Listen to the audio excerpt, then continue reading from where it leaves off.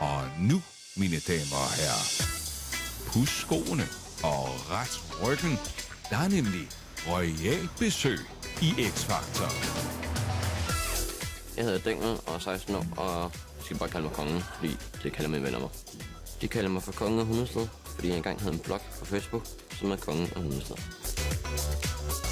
Jeg skulle synge Joe Moe med 1 million.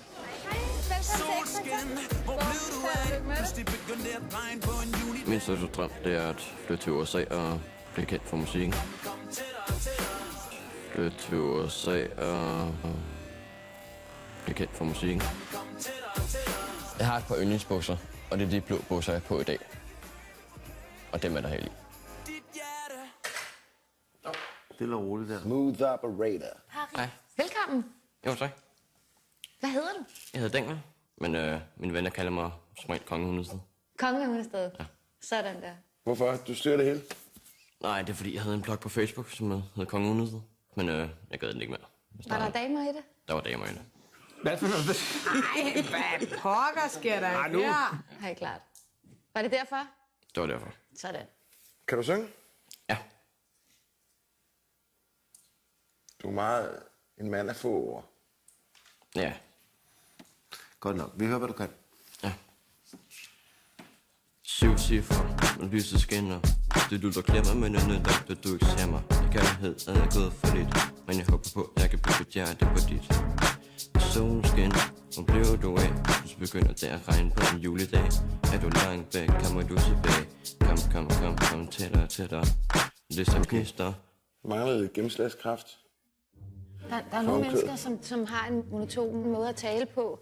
Det samler det samme ud af, og helt stille. Og når de så begynder at synge, så åbner der sig en verden, man slet ikke havde forestillet sig. Ja.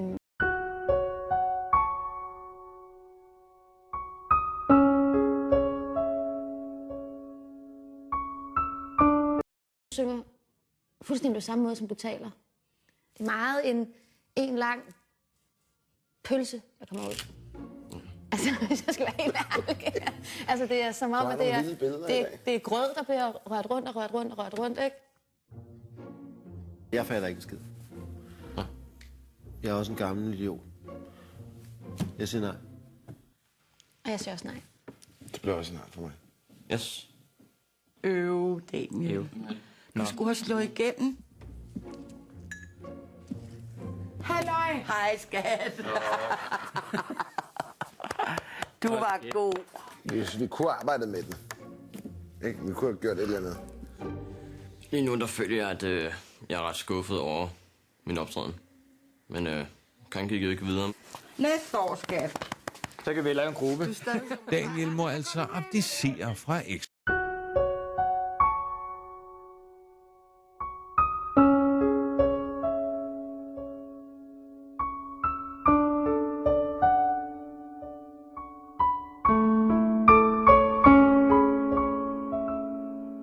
X-Factor-tronen for i år. Men bare rolig. Kongen vender tilbage. Jeg har ikke mistet modet på at synge. Jeg kommer igen næste år. Det var en oplevelse at være herinde, ikke selv, ikke? Jo. Kommer tilbage næste år. Ja, du må prøve næste år. Det gør jeg også. Det går meget godt. Men det er sejt at du turer.